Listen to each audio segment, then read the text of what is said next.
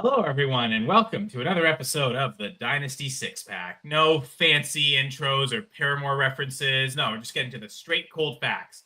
Tight end targets. What's going on with the Jaguars for fantasy football? And of course, Dynasty Trades, all here on the Dynasty Six Pack.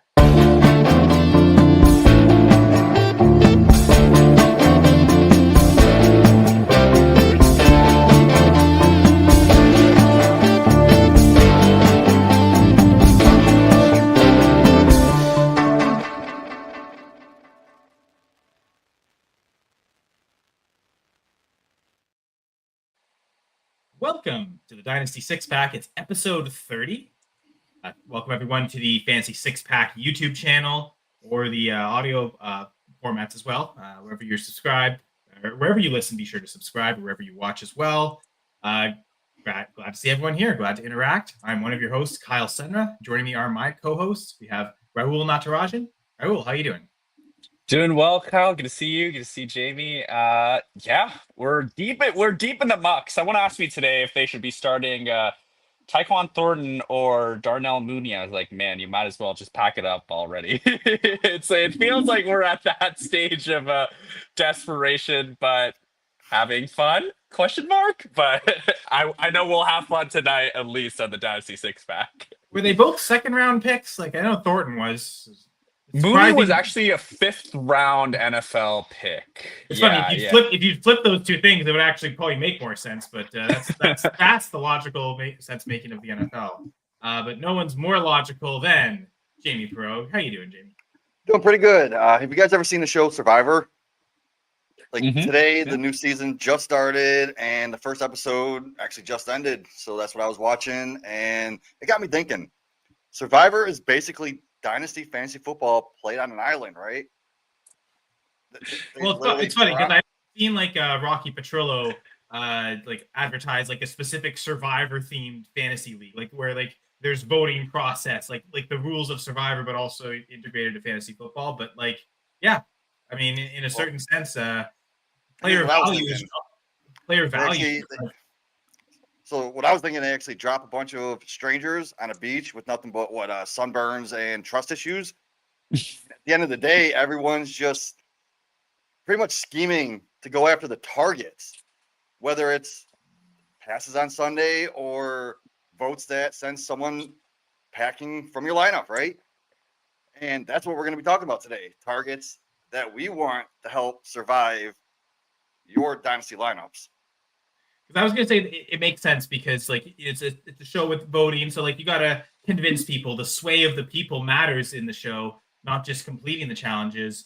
But the dynasty values are the same, right? Like points are what win you weeks, but to build your roster long term, you still have to the sway of the dynasty value might be able to access you certain players that will help you win and whatnot. So you need interaction from the people, and we're glad we have it here. We have. Chris McDonald. Oh, my dude, Chris. What's up, dude? We have Albert saying hello, everyone. Albert's always in the chat. Thank you for joining. We have Justin saying, "Oh, we here." And yes, Justin Rooney, my man. Love Justin. Yeah, one of our Fantasy Six Pack contributors. And there's lots of great people here at Fantasy Six Pack. So check out fantasysixpack.net. And as you, for those on YouTube, see under the screen scrolling, the Fantasy Six Pack All Access membership. And while there's a lot of great free content on the website, there's even more great things. The accurate ranks from Joe Bond himself, the most accurate rankers last year. Certainly expect that to be the case again this year. Access to all of his stuff, the cheat sheets. There's also great DFS and betting content weekly being dropped there with the that you only get through the All Access membership. We also get IDP rankings from world class number 3 ranker in the world, Steve Hungarter. He's on Fantasy Six Pack, and he drops his rankings on there. And if you actually that promo code's wrong, so we'll take the scroller off the screen. I just realized if you use the promo code F6P Pods, you can get a 15% discount on the All Access membership. So F6P PODS. All the letters are capitalized, and that is the Arabic numeral 6. There we go. Smile on the face. And I did that properly. And so everyone's saying Steve's the dog, so everyone agrees. right after this show ends at 10:15, go over to the IDP Center. Me and Steve are going to go live talking IDP and offense. But as On the Jamie, IDP Center. Sorry to interrupt. I do that a lot. But yes, the target of today's episode, at least the topic, is tight end target leaders. And I did want to just actually share the screen just to see. Devin White is balling. That's our first IDP reference of the show this season so far. So yeah. I kind of knew. I drafted him a lot in my tournaments. Jamie always proving he's ready, and we need to listen to him more. So Jamie, what do you when you saw this topic? I guess what was your first thoughts of tight end targets? Like, I'll share the screen and show what I'm looking at. So tight end targets. I mean, targets are king, right? They're earned. You obviously want a tight end that has 7 targets compared to the one that gets 3 targets. So targets are very important for tight ends, especially in premium. Mm. And yeah, anything you want to say, Rahul? No, I think Jamie said there, especially on a position like tight end, where I think that there's almost like a hard and fast rule that you want a guy who can be the second target on their team. The best way to identify like involvement in the offense is through targets, through opportunity to touch the ball. So very interested to dive into these numbers. Of course, only on a 3-week sample size, we're probably going to see some funky business going in. It's up to us to extrapolate it out. So I've actually taken a lot of Jatavian Sanders because I thought he was going to be the second target. Unfortunately, he proved it, and then he got hurt. So I don't know. 9 targets, I think, in week 2. So yeah, yes. It was promising, but the promise of Jatavian Sanders will just apparently forever be that. So anyway, looking at the team logos will help here. But anyway, looking at the names here on the top of the list, we have Jake Ferguson. And Rahul, I know you're saying small sample size. I have noticed in years that it tends, like, you might get an outlier. What was it? James O'Shaughnessy got 7 targets week 1 with the Jaguars one year. It was before they got Evan Ingram. And then that turned out to be a mirage. I tend to find there aren't too many of them. Like, we look at week 1, it was Juwan Johnson, 11 targets. And he hasn't got 11 targets any other game yet, but you'll see he's still second on this list right now with 28. So yeah, Jake Ferguson, Juwan Johnson as the top 2 really stand out. Then 3 of the next 4 probably make a lot of sense. Trey McBride with 24. Hunter Henry with 22, Brock Bowers with 21, and Tyler Warren with 21.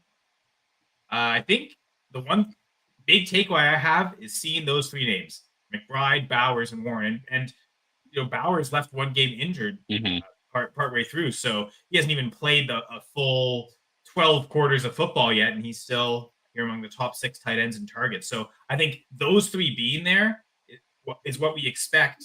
Tells me that's still that's the top tier in Dynasty. And I'll give credit to Jamie again because I'm now a Tyler Warren believer. He's going to earn this type of target share from the get-go.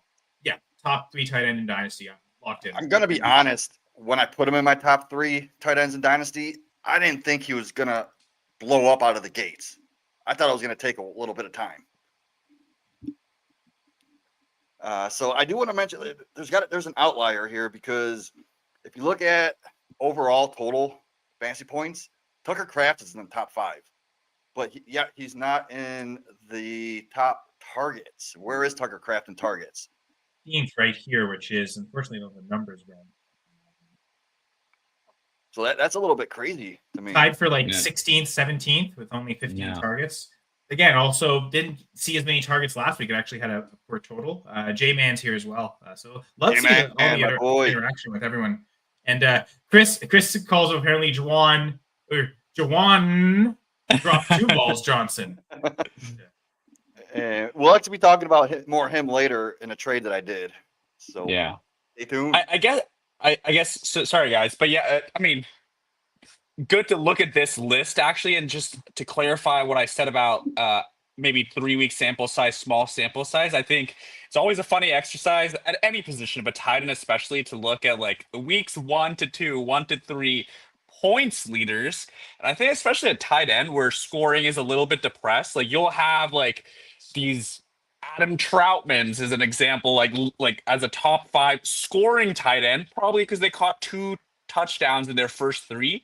But when you go by targets, like target is like truly involvement in the offense. So this is a much better way to look and like diminish that like touchdown points that vault like some guys well above where like their targets there should say they are. And this also shows that you don't have to go after tight end early, like a Trey McBride, Bowers, Kittle, like we all did. In the league that I'm in with J-Man, it's a redraft. I drafted Kittle, I think 3rd round, 2nd round, it was tight end premium. When he got hurt, I picked up Jake Ferguson, and then I also picked up Juwan Johnson. So I have both of Juwan Johnson and Ferguson on my team, and they're both 1 and 2 overall. And that's what I think was a guiding principle for me, that I managed to get Juwan Johnson actually in waivers in quite a lot of leagues. Justin talked about picked him up off waivers after week 1. I assumed he was talking about Juwan Johnson after that big target performance. Could also have been Jake Ferguson if he went on draft. Yeah, or it might have been Jatavian Sanders. Maybe. But either way, I think seeing those 3 predictable names in the top 6 makes sense in terms of like their dynasty values. Like we should be solidified and confident in buying Bowers, McBride, and Warren in tight end premium superflex leagues.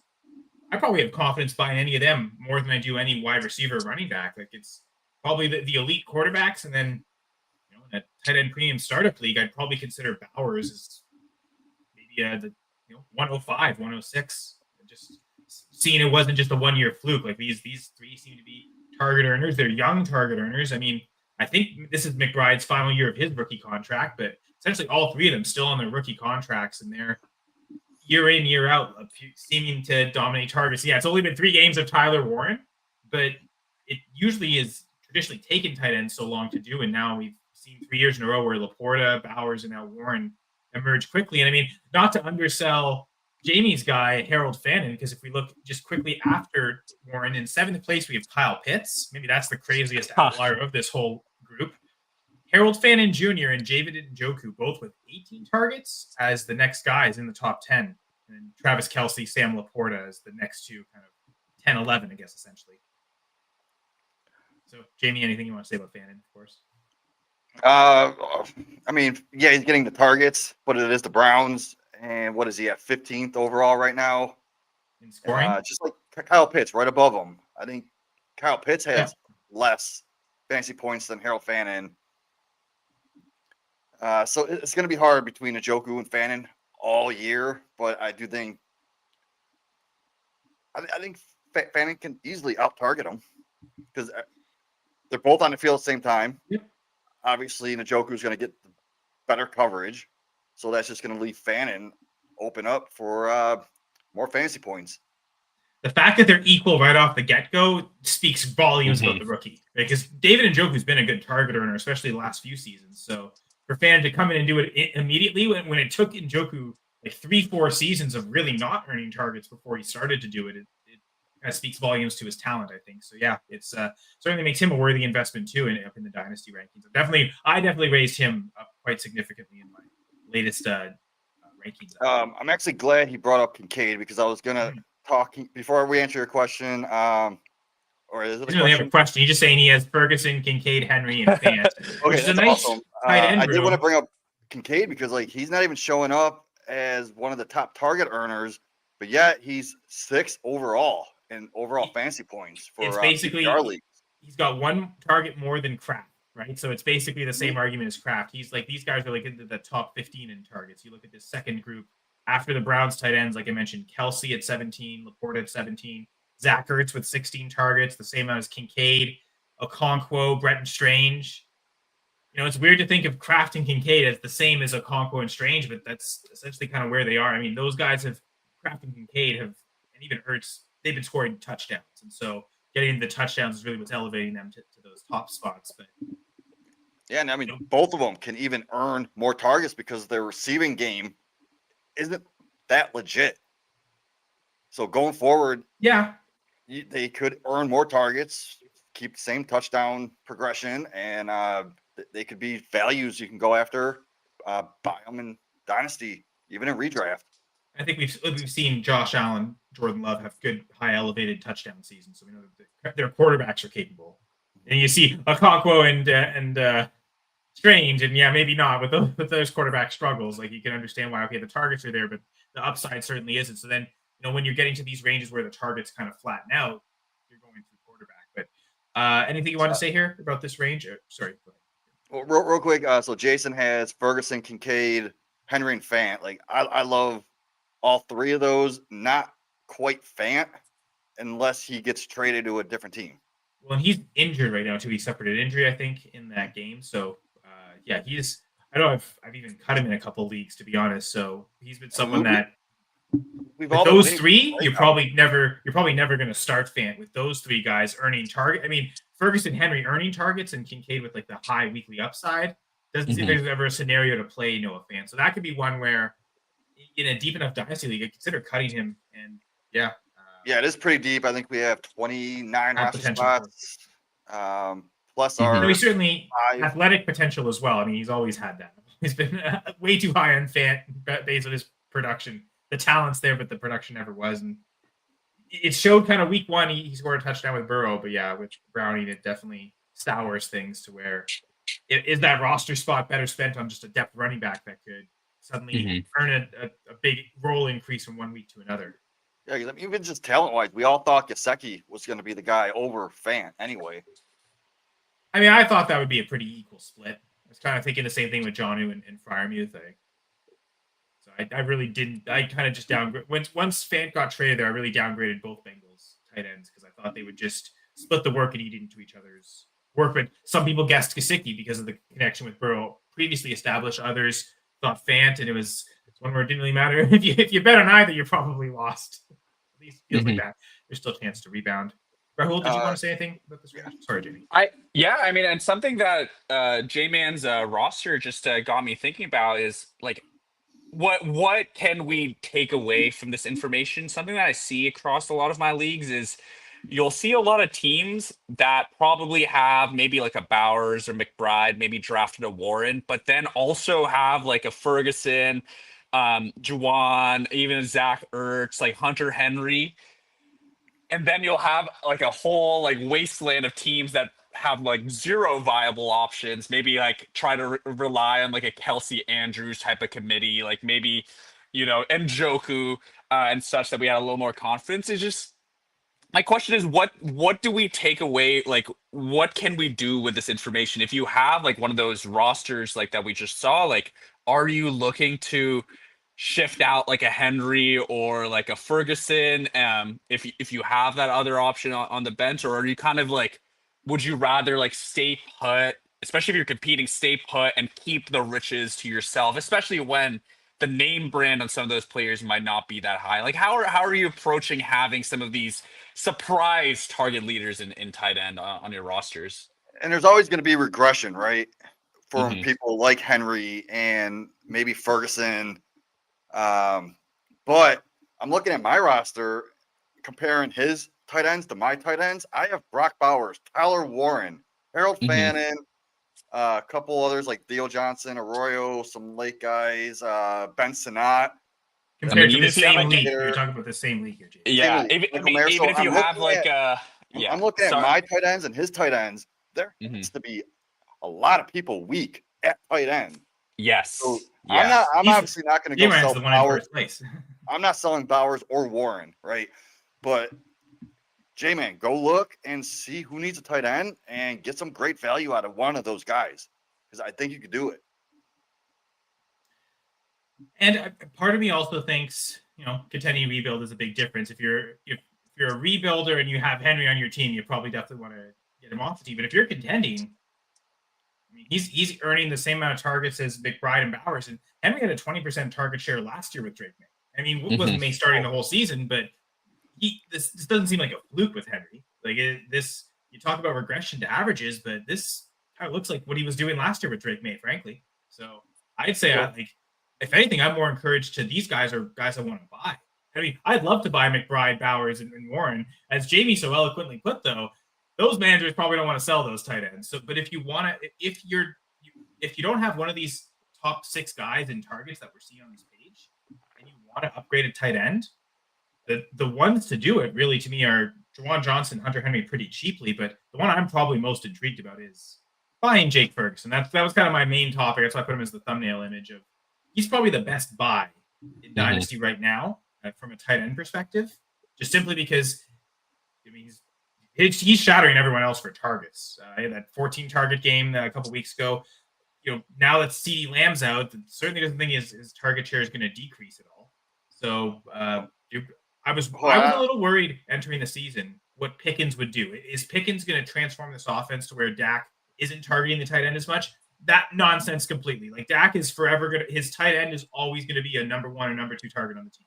It doesn't matter who it is. It was the case with Jason Witten. It was the case with Dalton Schultz. It's the case again with Jake Ferguson. So this seems like this is the year-over-year thing, even more extreme than Hunter Henry's one season with Drake May. So my whole takeaway is if there's any tight end you want to go buy because you're trying to increase a tight end and win at that position, to me, Jake Ferguson is the one to do it because it's not going to cost you nearly what it's going to cost you to get Bowers, but he might get pretty close to the same production.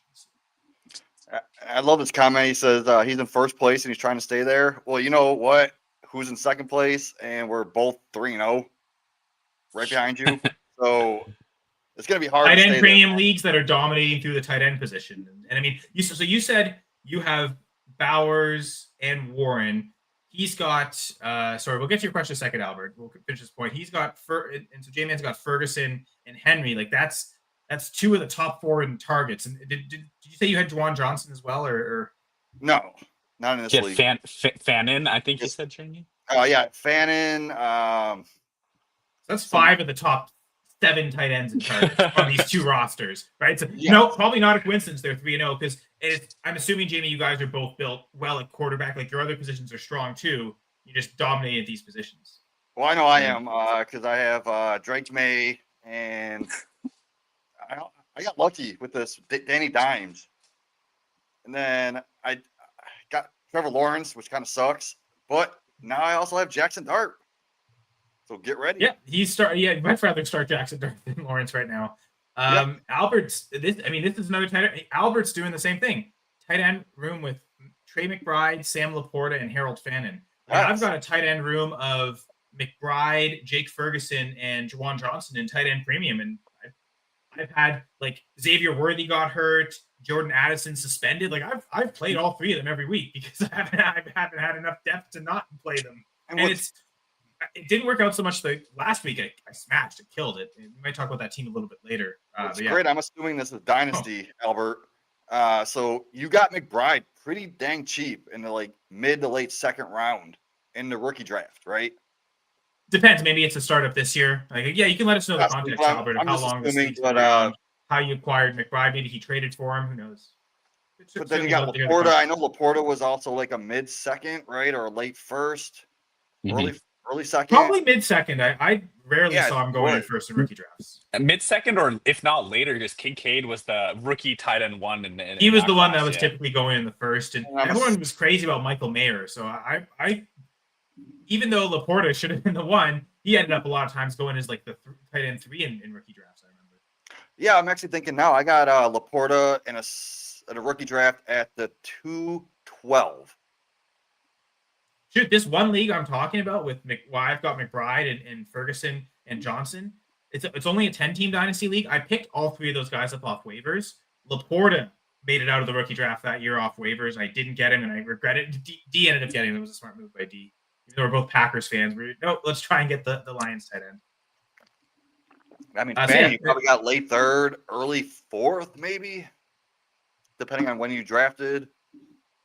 So that's a great trio to have at tight end where you feel like in a tight end premium, you don't mind flexing certainly 2 of them, if not all 3 of them at times. And if one of them gets hurt, well, okay, then I don't, your roster construction just means, okay, I'm flexing running backs and wide receivers those weeks when one of these guys are on bye week. You'll always have at least 1 of your lineups. This is having multiple doesn't feel like it's hurting you at all. So perfect scenario. And then J-Man said he has Josh Allen, so you definitely don't want to sell Kincaid because that's going to be a pretty sweet stack right there.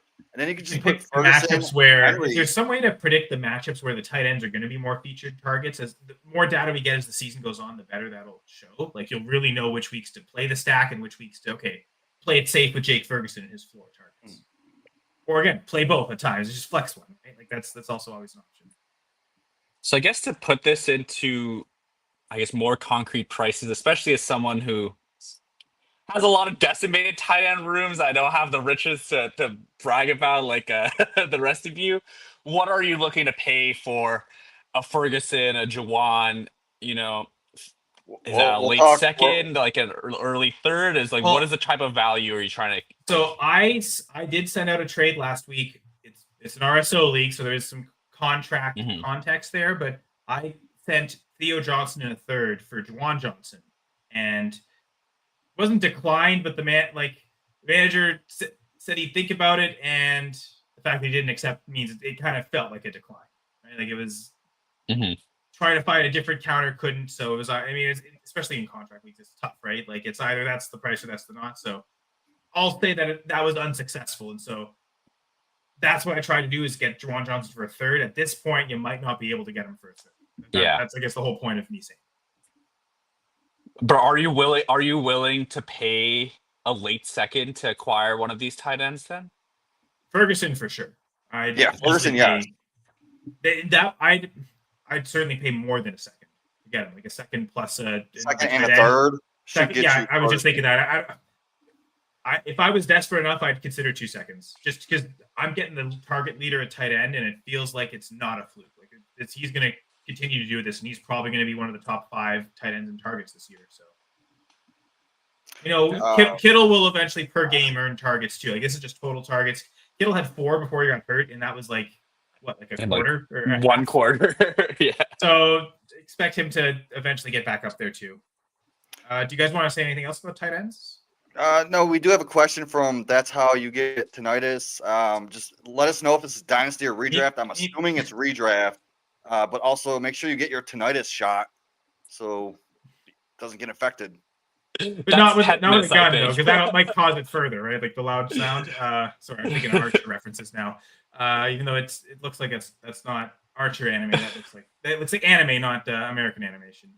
Do you think I should trade Bucky for Rome? Bucky Irving for Rome and Dunze. Wide receivers are George Pickens, Keenan Allen, Brian Thomas Jr. Current running back 1 is Saquon Barkley, and Javonte Williams would replace Bucky as the running back 2.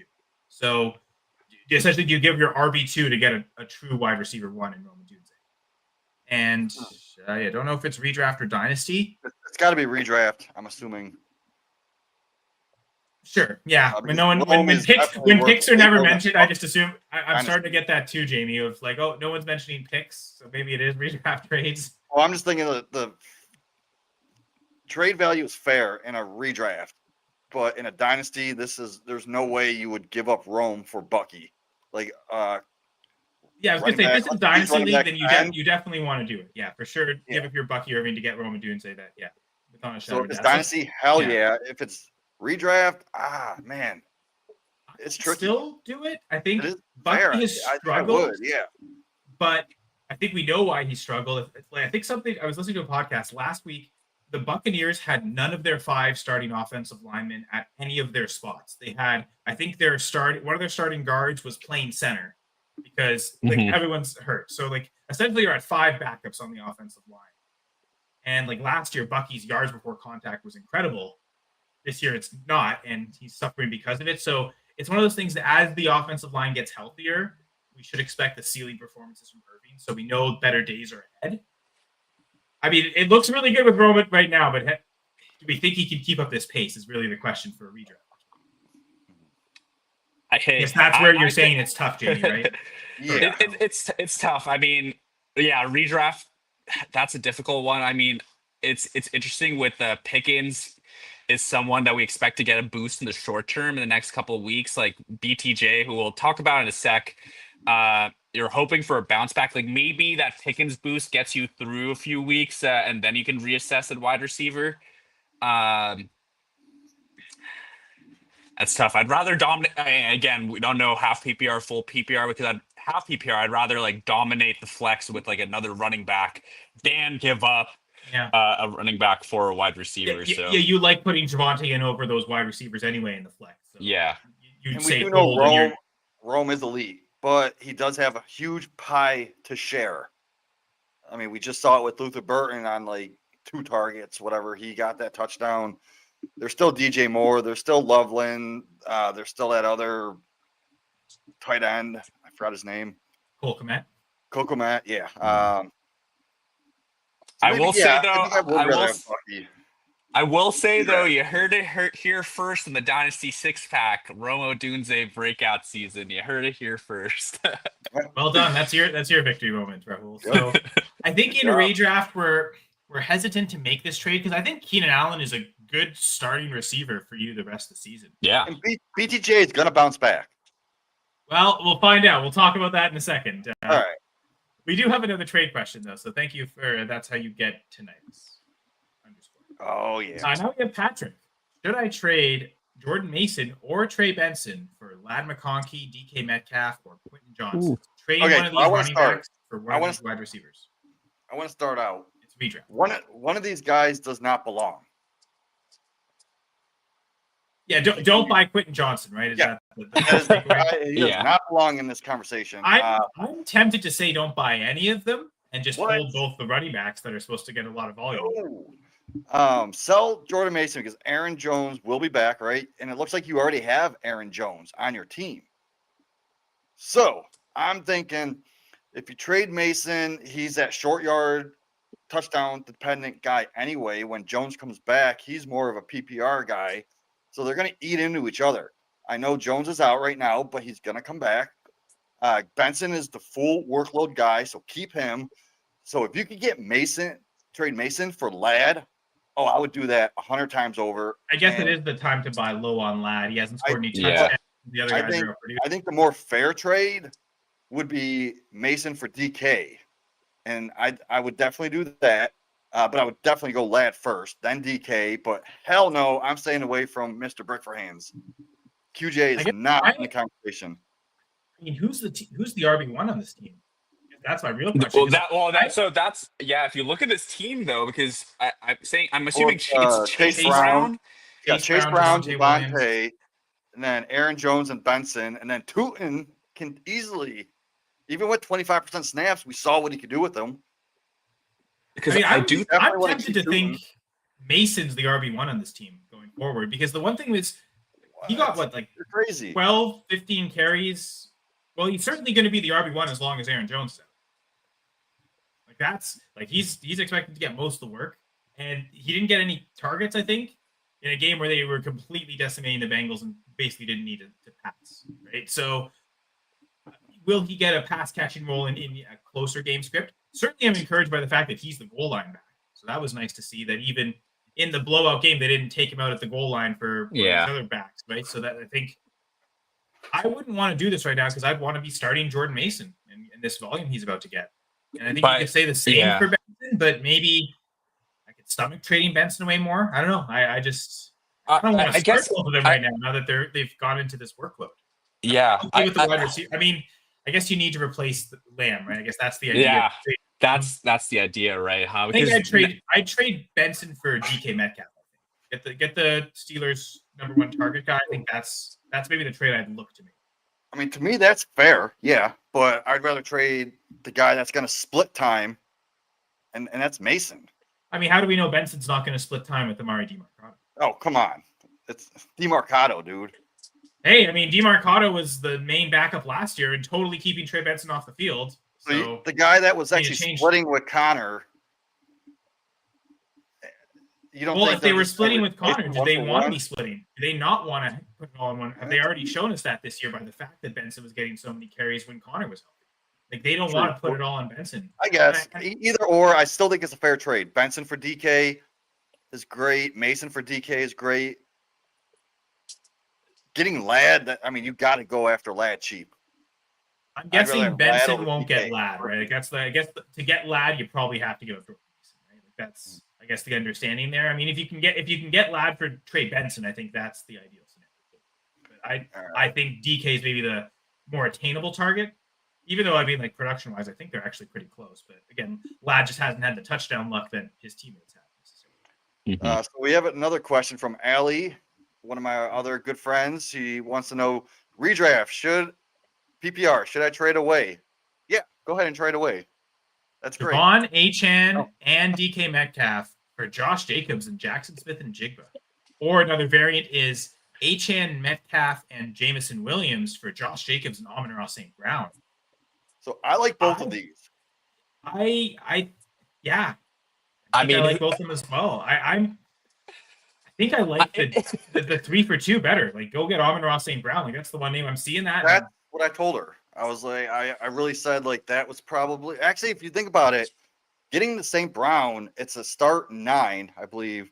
So you're upgrading it. Achan, Pearsall, You're upgrading Devontae, Ibuka, Jamison Williams. I mean, already having the 2 strong running backs. I mean, and Jacobs is really good too. Like, it feels like you're not losing anything much from Achan to Jacobs. The chance to get Amon-Ra St. Brown to this team, yeah, I definitely do. Because how often are you going to start Jamison Williams? If it's start 9, the 3 running backs are taking up spots.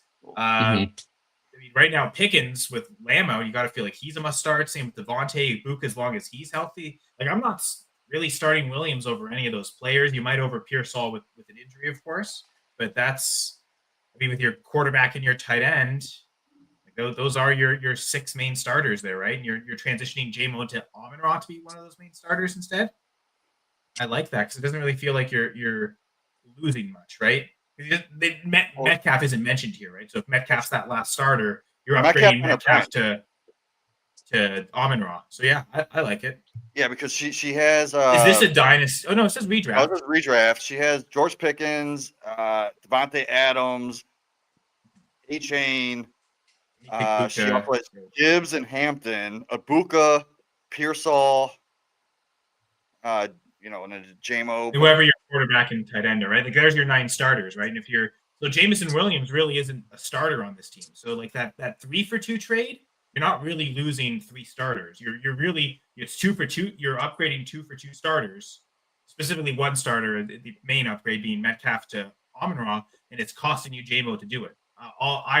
That's the one I would prefer to do. I do both because I think Jackson Smith and Jigba is also an upgrade on based on his targets right now, but it's not a massive, it's not as big an upgrade as Amon-Ra. So that I'm willing to sacrifice Jamison Williams to make that big upgrade.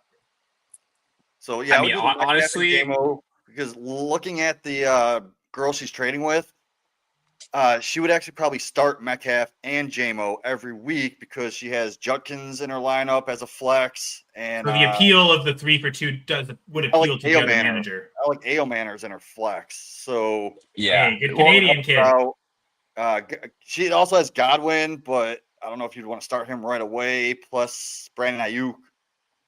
Well, that's the thing is, like, I mean, I'm kind of assuming these are offers that we're thinking about have not been made or, like, agreed upon or just wouldn't accept, because both of them seem pretty lopsided in favor of receiving the Jacobs plus side. So, well, if you have, I don't know. Okay, yeah. So I think Ali's asking us about, like, are these fair? So I actually put them in a calculator, and the 3 for 1 actually favored the Metcalf J-Mo side with A-Chain, but the other one with just the A-Chain and Metcalf favored the Jacobs and JSN side. But I would rather have the calculator has Williams high enough up that it like skews it, and A-Chain high enough, obviously. Well, I mean, A-Chain's in both trades though, so yeah. The big difference is Jamison Williams, right? Like that, it seems like that's what pushes that value up. So I mean, Ali, I would say if the other team is like they're struggling for their final starter, the idea of getting Metcalf and Jamison for Amon-Ra, they're not losing a starter from Achan to Jacobs, and they're getting 2 starters for 1. They might like that, but that's if, like you said, Jamie, their final starter is someone that it's a real struggle where it motivates this team to want to move it. Otherwise, yeah, the 2 for 2 is more likely to happen. If the other team is thinking Jamison's not a starter for them, they're not going to want to do it. Well, they're both friends. The one person is new, so Ali mentioned that whatever she sends is the one that the person's going to agree to. Yeah, because so you're trying to make this a really fair trade. If you really want to make it just for the fair balance, do the 2 for 2. And that way, if you prefer to transition from Achan to Jacobs, I guess that's where Ali's hesitant, right? Yeah. So, could you throw a third piece in to make it oh, wait, no. Never mind. You're already giving 3. Yeah, I don't know. So what do you guys think? Like, just for the sake of fairness, would it be fair to do the 2-for-2 trade? H-Hand Metcalf for Jacobs and Man, I would honestly even do the 3 Yeah. for Jacobs plus JSN. Like, if you instead want, of like, Amon-Ra. Okay. I mean, and if you, and that's like truly in the spirit of like being like extremely fair, right, on the recipient, because I just don't think, I think JSN, what we're seeing is very, very real from his usage. So if you like, if you want to build that little bit of like, how do you say, like, interpersonal relation and like, keep that safe, I think that's completely fine. Like, to make the 3 for the Jacobs and JSN. Yeah, you are getting Amon-Ra, so Yeah, that's going to make up for it. And I think No, Jacob I think and aren't much of a difference.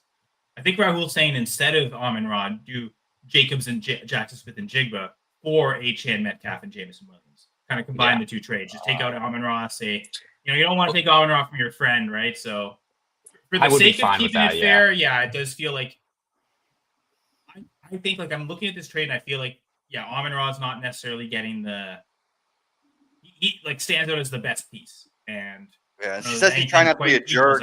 Like, these are all so close that there's no way you're gonna really be a jerk either way. Again, I could maybe see it if Amon-Ra continues to smash and he finishes the year as the wide receiver 1 overall, then that's gonna feel skewed to a certain sense.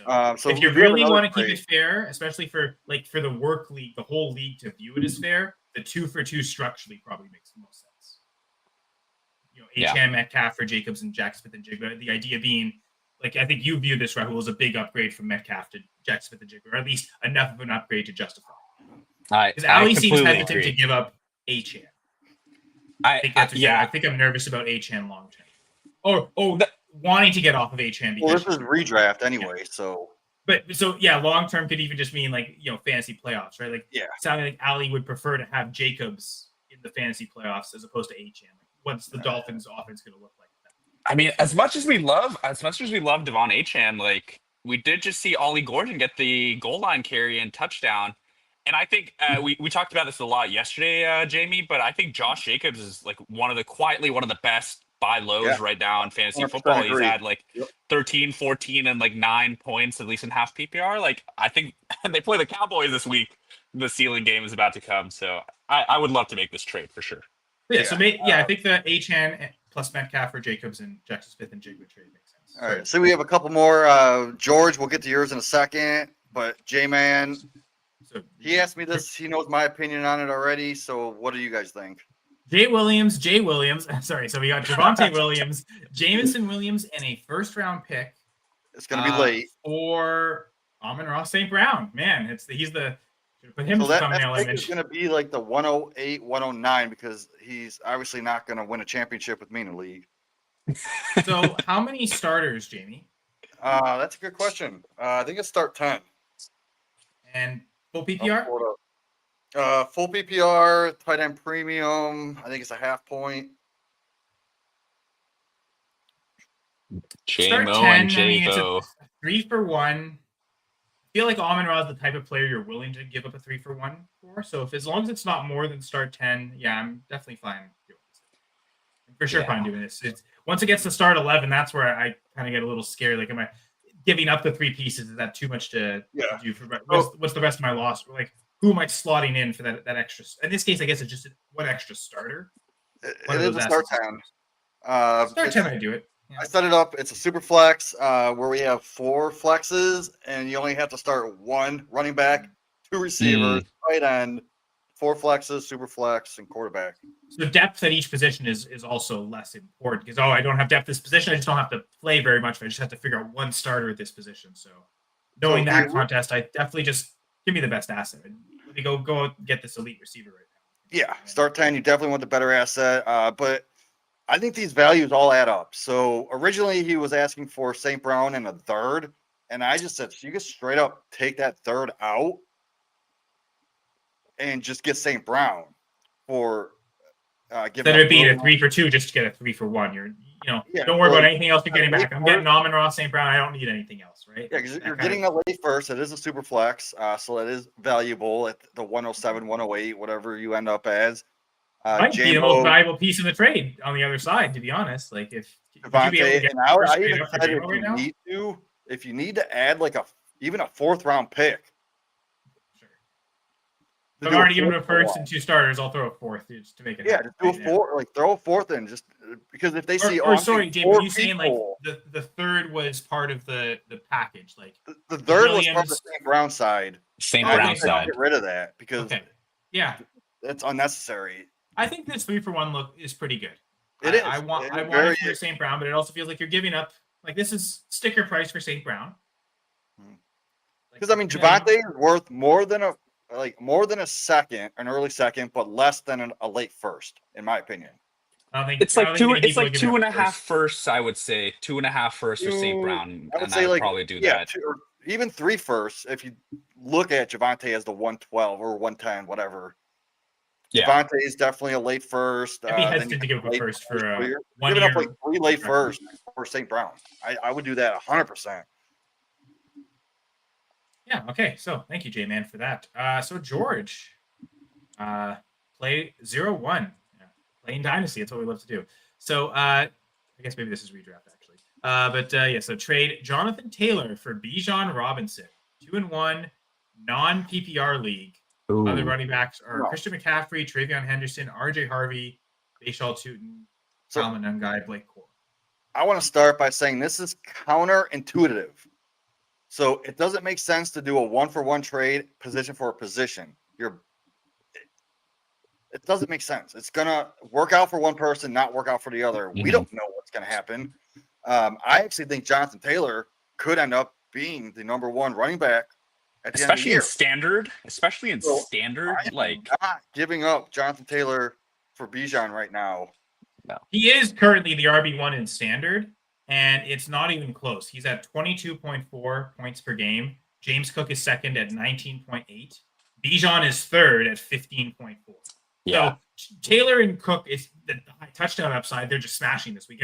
Taylor's just accumulating crazy amount of yards, right? So the reason to do this, if you have Jonathan Taylor and you want Bijan, is you think Bijan makes up for it in the rest of the year as the RB1 from here on out.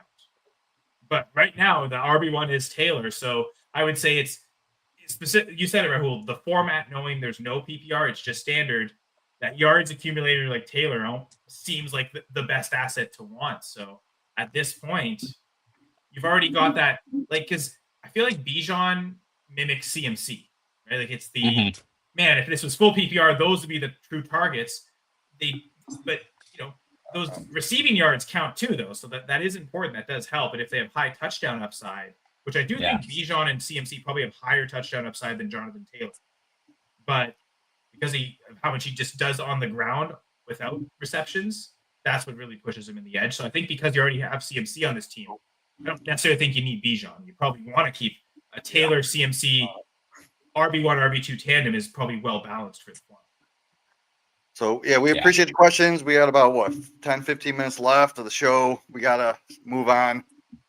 Rahul, did we get to your segment? Well, yeah, that's what we're going to do right now, talking about the Jacksonville Jaguars. And apparently Trevor Lawrence cannot change his locks. Because it's not stripes or spots. It's really isn't playing up to the Jaguars standard of, actually, they're pretty bad for most of them. Jaguars have spots? Do they have spots? I don't know. This was a really awkward spot in the episode. Rahul, what do you want to talk about with the Jacksonville Jaguars for Dynasty Fantasy Football?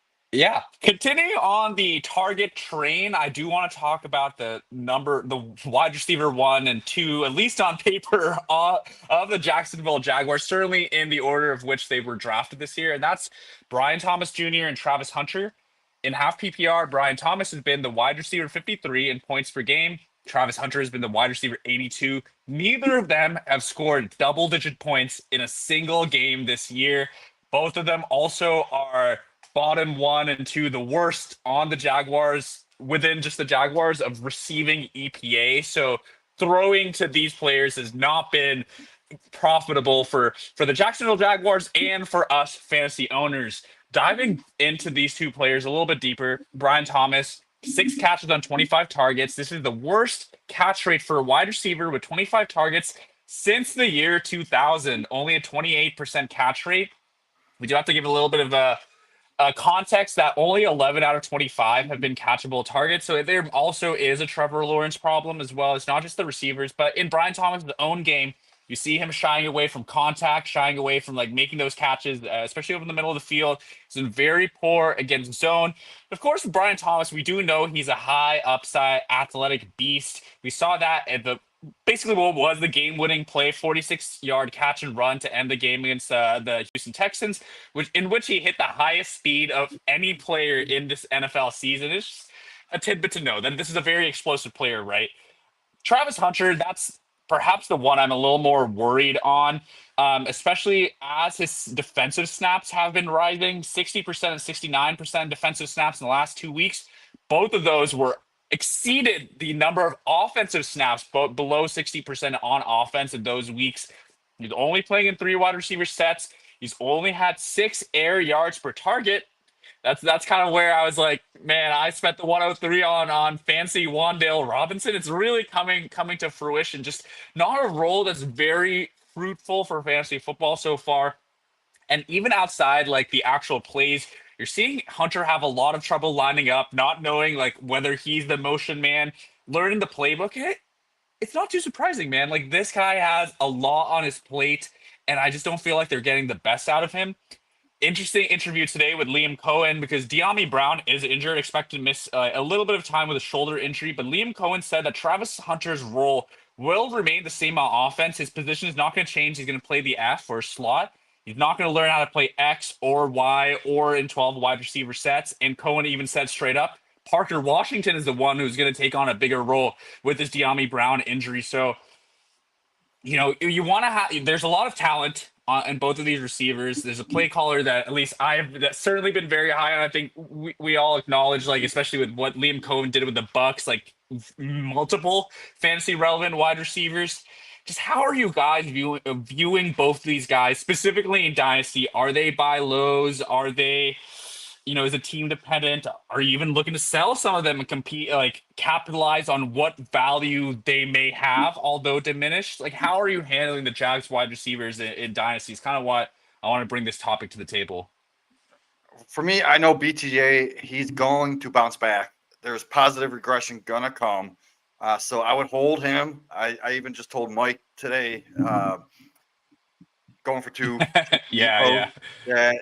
Give it another week or 2, then see what happens with BTJ. But it's so crazy that Travis Hunter was looked at as this cheat code. Like Scott Fishbowl even did their scoring around Travis Hunter. And there's leagues that I have a Travis Hunter in a dynasty league, and I could play him in my cornerback or my receiver spot, and he's on my bench. I'm starting other cornerbacks over him. I'm starting other receivers over him. He is not a cheat code. Is it just DB spots where you can put safeties, or are there specific safety spots and corner? DB spots. Yeah, that was, I know when people were talking about like, oh, in IDP league, should he go 101 in rookie drafts over Genty? My whole concern was you still just want to play safeties anyway, not corners. So like the dual designation. Well, the thing about it was we were going to get those receptions, those yards, those touchdowns. But you have one target left. Put him on the edge to make him in that DB spot, expecting him to get 15 points a game. Like a cheat code, right? A cheat code, yeah.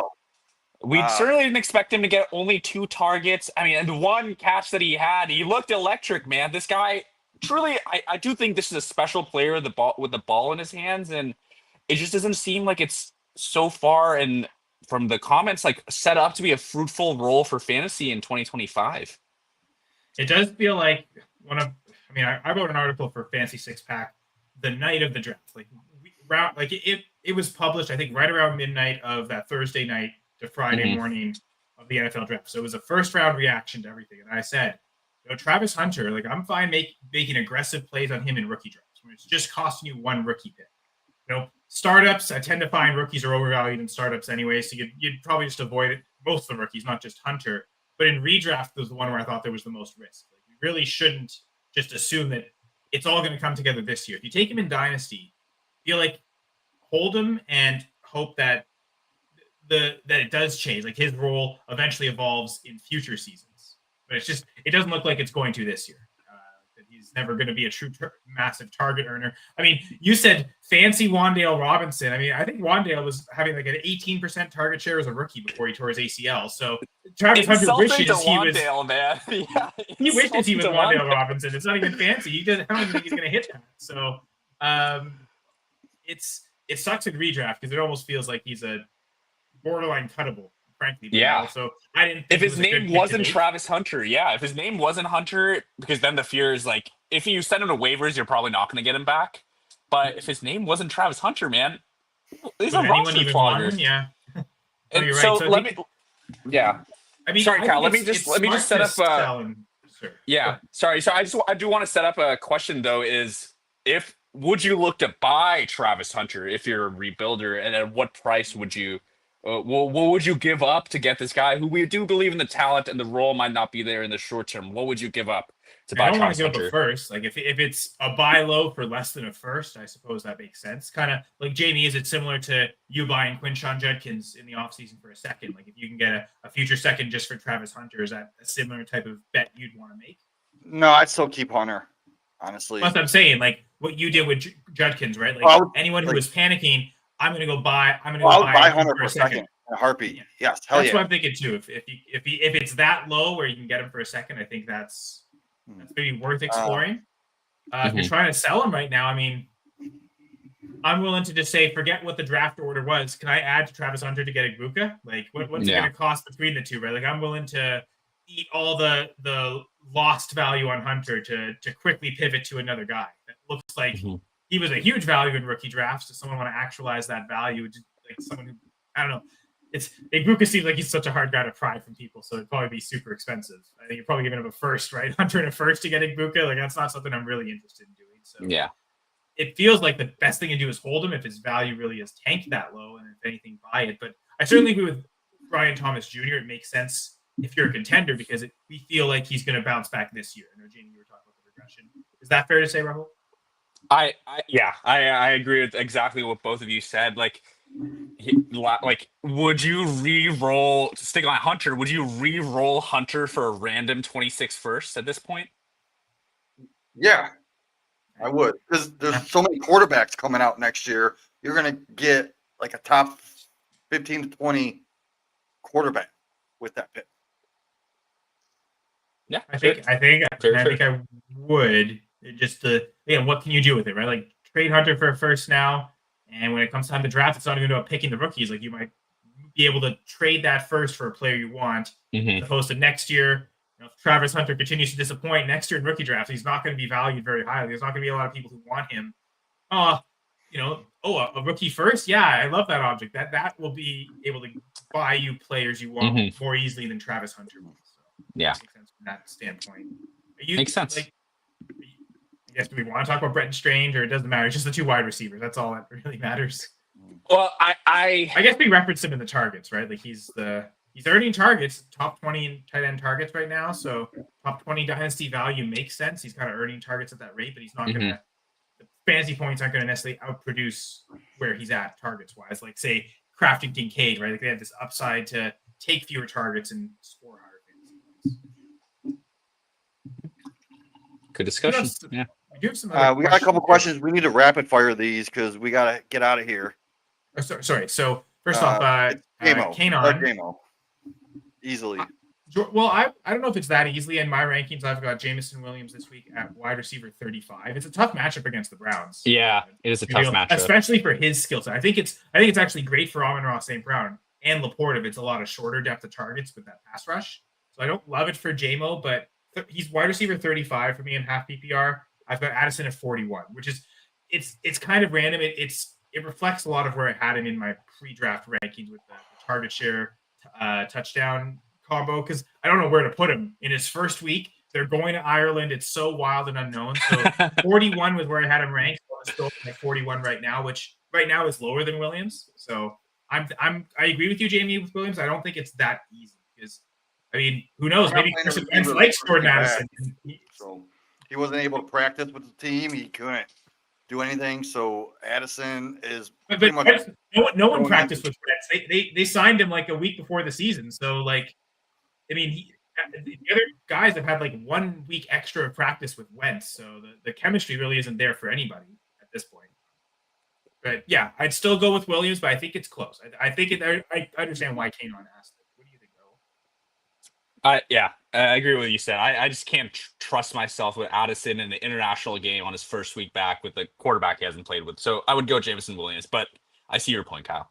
And then the second question, should Kanon trade Mark Andrews and David Montgomery for Keenan Allen? Hell no. Saquon Barkley, Jonathan Taylor, Jack Smith and Jigba, Marvin Harrison Jr., Judkins in the flex, Juwan Johnson.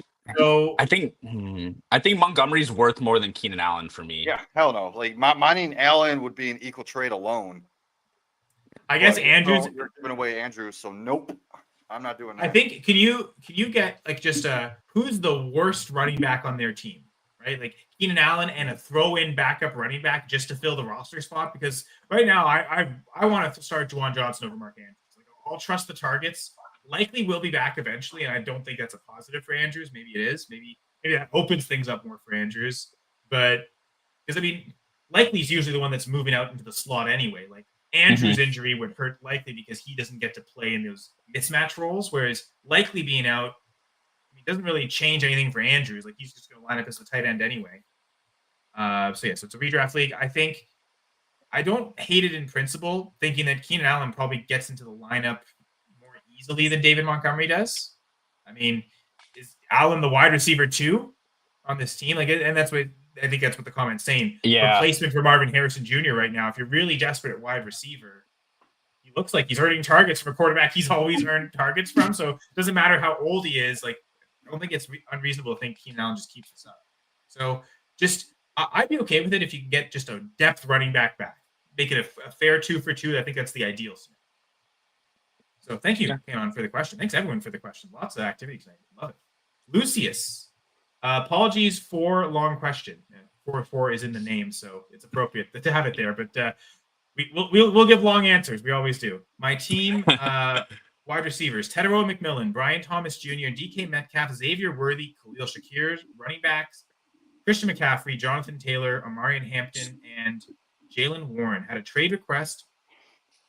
Oh, straight up, Amarian Hampton for Nico Collins. I think I'd do this, especially looking at the respective wide receiver and running back rooms. I think even without Hampton, Lucius has 3 running backs, certainly 2 elite ones, and then Warren, who I've been rising a lot on. Can't admit that I was in on him before, but I think Warren truly looks like the RB1 on that team and is here to stay. And the relative strength of the wide receiver room, you still have some questions about, obviously, BTJ, Worthy's injury, and Shakir's like ceiling. So I think this is a net positive to get Nico Collins in on this team, even though Hampton looks awesome and had an awesome role last week. I think I'd probably make this trade and then look to sell one of the other wide receivers for a running back. Give me a depth running back. Won't be as good as Hampton, but someone that can slot in as a true 4th running back. And then I wouldn't be picky. Like who if you're trading for Nico and say he's the true wide receiver 1, everyone else in this wide receiver room is movable. Right? Like who is valued? Who is the highest value at any point to get you the best running back possible? I think most of them will produce pretty close. It might be tough to predict week to week. So of the rest of those receivers, who has the most value? Trade that player away for a running back. That would be a second move I'd make after making this trade. Just worried about the running back depth by doing this and not getting it. You got a guy like Collins as a kind of a plug and play wide receiver 1. You do have a lot of depth that I feel like you really just want to turn that into running back. So even if you can find a way to trade 2 of these receivers for 2 running backs, like that's more ideal. So best of success, Lucius. Speaking of dynasty trades, Jamie, did you want to talk anything? Or? I had a few trades this week. First, what did I do? So first off, it sounds like it seems like you made 3 trades in the same one league. Correct? Yeah. Okay. Yep. So it's a 10-team super flex, start 10, full PPR, tight end premium. Is this the same league with J-Man? No, completely different league. It's a league that I co-managed with Allie that was in the chat earlier. Oh, okay. Me and her co-managed this league. We won last year. We're going to look again to win this year. So someone offered us Juwan Johnson for like a third, and like I think I sent it back. Juwan Johnson for a second, automatically accepted. And So again, selling, you sold Juwan Johnson. I sold Juwan Johnson. That team that I sold him to is 0-3 and projected to keep losing. So like, there's no way in the future Juwan Johnson is going to be worth a first round pick in a tight end premium. So I took advantage of it. Yeah, this seems like he the wasn't ceiling even- price for Juwan Johnson. Yeah, he wasn't even in our lineup because we have Laporta, we have Kyle Pitts, we have Bannon. For the future, we have Terrace Ferguson, all young tight ends with upside. So I also have Kate Stover still on my taxi for some reason. But anyway, I'm not going to be able to fit Juwan in my lineup. So why not get rid of him? I would have got rid of him for a third, honestly, if it was a 301 in a 10-team league. So I got the 201, 202, 203, whatever it is. Like I could always use that as ammo to move up in the draft. And like I like that spot. Like, for example, I got Ibuka at that early second round in this league with a pick that I got from the same guy last year. So give me that all day. Every time we fade a wide receiver because the landing spot is crowded, we always get burned by it, and someone gets them way too late, and it just turns the team around. So that was you, Mr. Jamie Great. And honestly, as the contending team, you might not even get that far. Like that second, you might flip for a player that you need in the fantasy playoffs, and like that could help you get a playoff win or an extra win in the season at some point to get you a first round. Our roster's so deep, I don't even think I need to do that right now. I'd rather get a rookie. And I guess that's the reason you did the trade, right? Because Juwan, like as good as he's doing, as many targets he's getting, he's probably not going to see your lineup anyway. So may as well liquidate him for something that will be longer term value that'll be stable. Yeah. So speaking of long term value, same league. I sold Ollie Gordon and my 2023 late third for Jaden Higgins. So that the confidence to know he's just going to win, it's always going to be a late third, right? But honestly, even an early third isn't that. I'm undefeated. I already know this. But honestly, even an early third isn't that much like to get a guy that was a early second round pick this year. High low. So even if it was an early third, I'd be fine with it. Like, because even if you're a rebuilder, because like let's say you're that third ends up being the 301. You're an awful rebuilder team. You'd much rather have Jaden Higgins than Ollie Gordon. It's worth getting that third. So yeah, I love that no matter what you're doing. But for me, like that late third in Dynasty, it's just a dart throw anyway. Like historically, you can get another Ollie Gordon. Historically, those picks rarely hit. So Jaden Higgins already has an NFL draft capital. He has a role. I know it's not exciting right now, but he has a defined profile. We all know what it is, and he's on the field right now. So I'm turning a lottery ticket into an actual real player. And like Ollie Gordon, I know like that the running back. Man, running backs outside that top tier often have very short windows of usability. Am I right? Yeah, wide receivers also hold much longer values than running backs. So this wide receiver too, that the second round was completely bombarded because the Texans gave him a fully guaranteed contract. Clearly they believe in him, right? So, and I also have some older guys on this roster like Sutton and Debo and my flex that I could use right now. And I have the ability to wait for a Jaden Higgins for my future.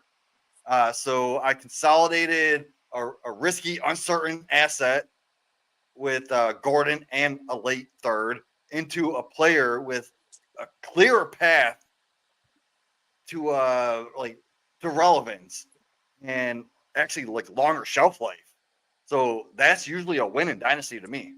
Well, and I think the key point you took, like Gordon wasn't starting for you. Juwan Johnson wasn't starting for you. If these guys are just on your bench, may as well capture value for them.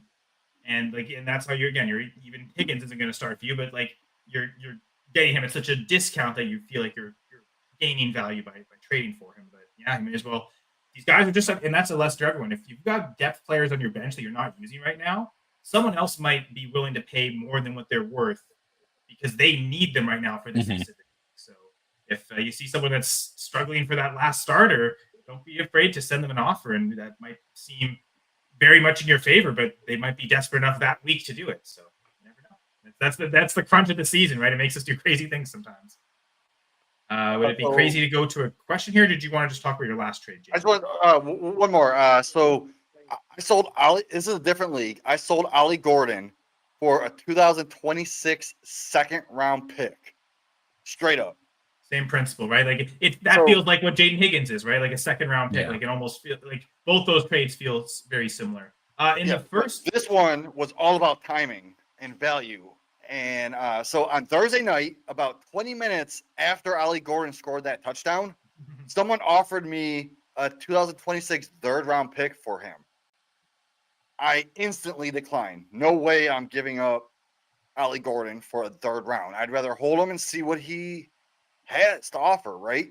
See if I can get a second. Fast forward to Saturday night, I was sitting there drinking, having a little pizza, and so I was studying my lineups, and I'm like, hey, I don't need Ollie Gordon in this league. I'm gonna send him an offer. The same guy I sent offer for a 2026 second pick, and the only reason I did that was because I looked up all the teams, all the rosters, and I projected it out for the standings and looked at the draft dynamics, and like this pick is projected to be anywhere from 201 to 203. And even if it slips to the 205, it's still a freaking huge win for me, man. This feels like if that team somehow wins and it's the 212, I'm still happy with it. So here's the reality. Like Gordon will probably never, ever be worth a first round pick. We all know this. And I'm shocked he's worth a second. He could easily fall back to where I actually took him, which was originally in the 4th round where I drafted him. So by trading him right now for an early second pick after just one touchdown, it's essentially cashing out early for maximum value. It's a big win for me, turning one touchdown into an early second round asset next year. Like that's smart dynasty management right there. That's why you follow us. The season makes people do crazy thing, right? So always be ready to, I don't want to say take advantage of people, but that's kind of what we're doing, right? Like capitalize on these moments. We'll say like that. That seems nicer. Jamie, it's back to that other league where you had made the Juwan Johnson trade, the Ollie Gordon trade. Looks like you traded Chris Godwin for Trey Benson. Yeah, I overpaid a little bit. Question here. Right, go ahead. I overpaid a little bit because I knew I needed a running back. I just lost Connor. I have Monty to plug in, but I also need a backup to fill the spot up until Caleb Johnson actually starts stepping up. So Godwin was on my bench anyway. I already have a Buka. So why not sell Godwin? You don't have to worry about when Godwin's coming back right now. That's no longer a problem for you. Get another asset. Now that makes sense. Jared Bogues asks us a question here. Would you trade away Trey Benson to get Lamar Jackson? Now we're talking about potentially getting the QB1 and upgrading a starting spot to maybe the highest potential. That's something I think I'm willing to do, right? Like I like the move you made, Jamie, right? Like Benson's younger, so in Dynasty, for the younger asset, even if it's a running back. But here, I think it's worth trading away Benson if it gets you that difference maker. So I'm fine with it. Certainly. I mean, even Jared does put, would you trade away Benson plus? So, I mean, Benson maybe, plus, right? Yeah. Sure. Yeah. I mean, I'd add whatever quarterback you have now, right? Like that. Yeah. Whatever quarterback you have now, you'll eventually upgrade that to Lamar.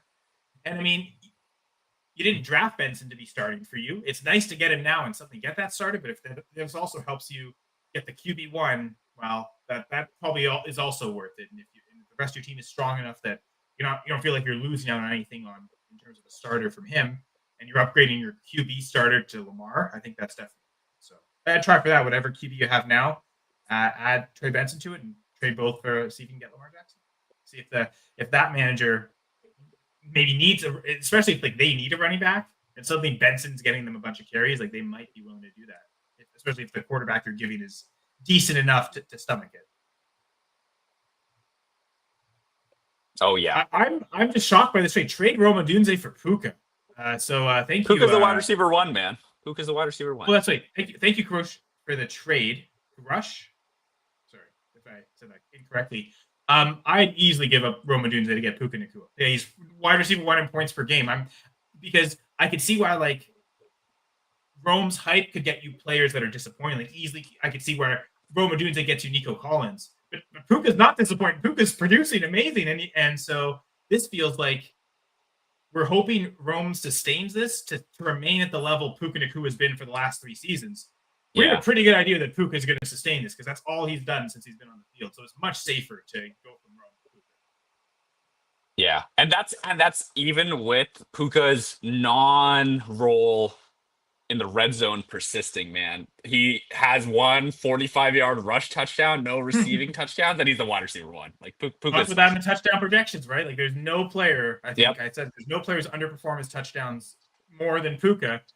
And he was still the wide receiver 2 or 3 in points per game last year, I think. And it looks like he's on pace to do that again this year. But without an injury, might actually finish as the total points wide receiver 1 or 2. So, yeah, I love it. I love it. You can trade Rome Odunze and capitalize on this. This is peak value. Now, because we're a Dynasty show, a Dynasty Six Pack, we're going to end here. Would you guys still do this in Dynasty, knowing Rome is younger than Puka? Yeah. I mean, Puka might have been a little older of a rookie, but it's probably about 2 years in age difference for me. I think Rome might have been young too. Like he came out after, like I think wasn't he an early declares? No, there's only a year separating them. It's only 1 year separating them, so I think it's negligible. Yeah, that's nothing. Even 2 or 3 years, I think what Puka gives you year in, year out, I think is totally worth it as a great Dynasty buy. So even in Dynasty, I'd do this trade. I'd go get the older receiver because he's not that much older, as you just pointed out. Anything else you want to say, Jamie, before we get out of here? You're on mute, by the way. Thank you for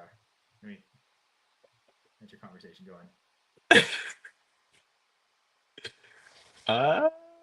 Is he talking to us or?